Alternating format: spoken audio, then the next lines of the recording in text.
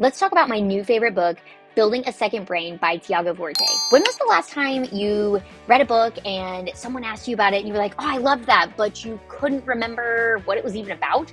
Or maybe you remember reading a great article or listening to a podcast about something, but you couldn't remember what you needed to take away from that or any of the context around it.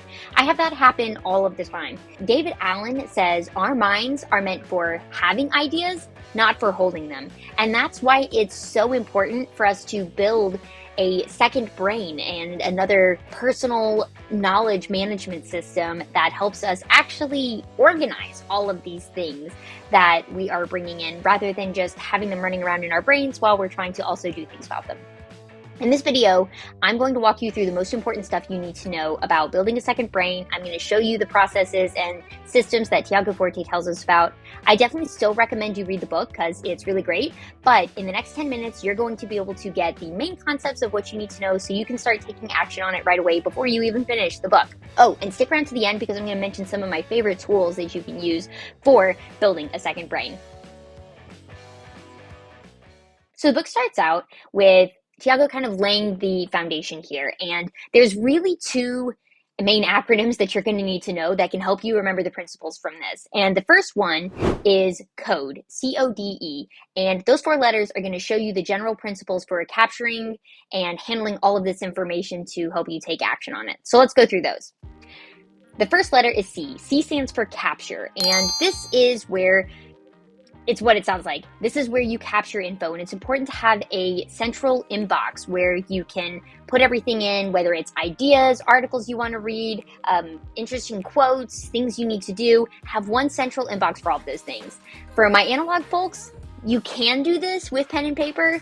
Love that for you, but I think you're going to really benefit from having some digital tools because if you're on the go, maybe you want to be able to capture something without your notebook on you, or maybe you read something interesting in an article online and you want to just clip it and send it to your thing. That's where digital tools I think are going to help with this. And the most important thing though is that you've got one central repo. I like to call mine my brain inbox. The second letter is O, and that stands for organize. And this is basically taking time to process through and go through that information you put in your inbox and sort it into different places. And the way you're going to organize it brings us to our second word for remembering concepts from this book, which is para, P-A-R-A. And these are the sort of structure that you're going to make your folders around. So the P stands for projects, and that's going to be anything you're actively working on. So for instance, for me, this might look like I have a folder about projects for content that I'm creating, or maybe a power up that I'm building for Trello, or something for my foster kittens that I actively have downstairs, or maybe my New York trip that I'm planning. So you might have different boards or folders for these sort of processes or these projects, and that's how you're going to organize them.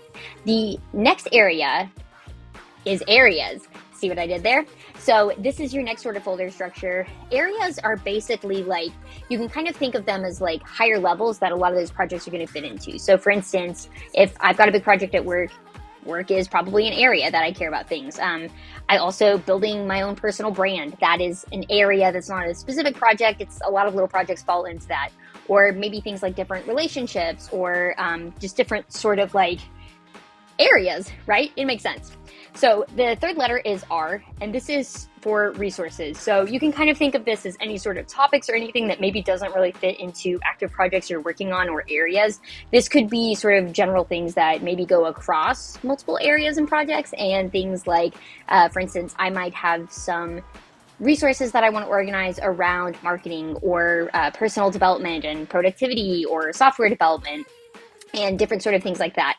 So that's kind of how you're going to think through those three categories. And then the last one is A, which is archive. And basically that's for keeping anything that you're not actively working on that doesn't fit in any of those other categories. So it's a great way to structure those things. And a super important note, Thiago does not recommend you try to retroactively take all of your notes and fit it into that process. Rather, he actually says it's totally fine to just start clean, and he actually recommends that, which was a real relief to me because it would take me forever to try to reorganize everything I have to fit into that.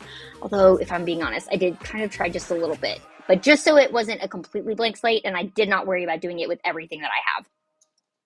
All right, so now that we have captured items, we are making time each week to organize them. Next, we move on to our third letter, which is the D for distill.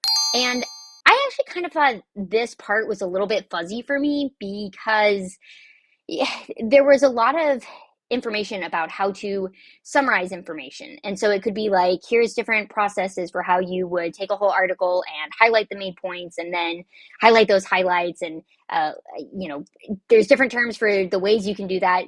What I really took away from this is turning things into action items. And I'm curious if you've read the book, what you think it means, and if you took it in that way as well. But for me, this was making sure that as I'm going through those pieces of information and actually picking up an article to read or listening to a podcast or, doing something, reading a book, but actually converting that into action items and distilling that information to something that I can do something with.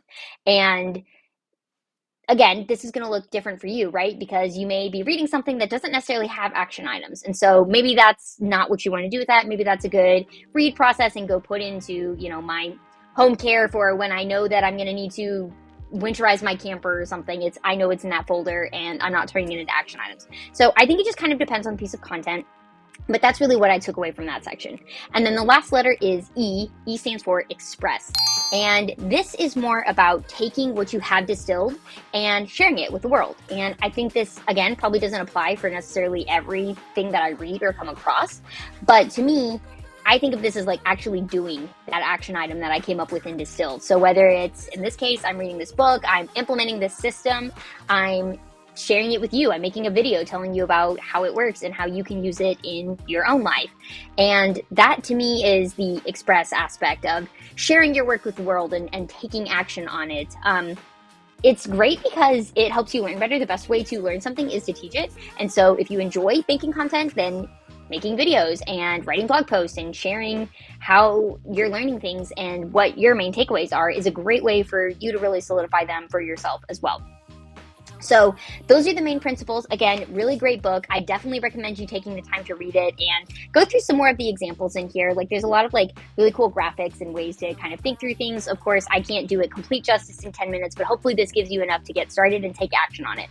Before you go, I did promise that I wanted to tell you about my favorite tools for using with building a second brain. Everyone mentions Notion. If you look on here, you're going to see a lot of people talking about building a second brain in Notion.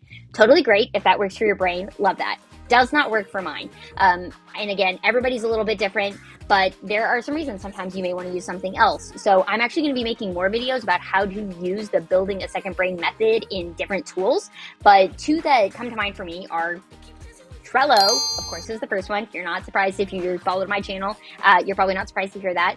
But I love Trello. I use it for just about everything. And I think it fits this system very naturally because you can take that sort of PARA, the PARA structure for how you organize things and apply it to your boards.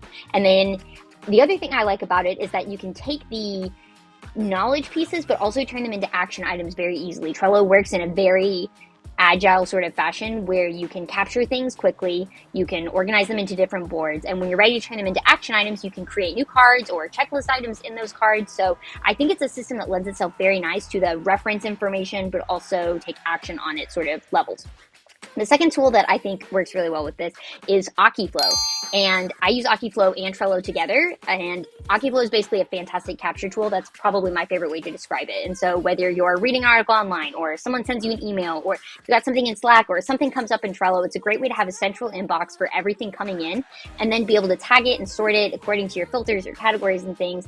And you can actually plan it and set it to be on specific days so you can see that the things you're doing are getting done or that they're not getting done and that you need to take action on them.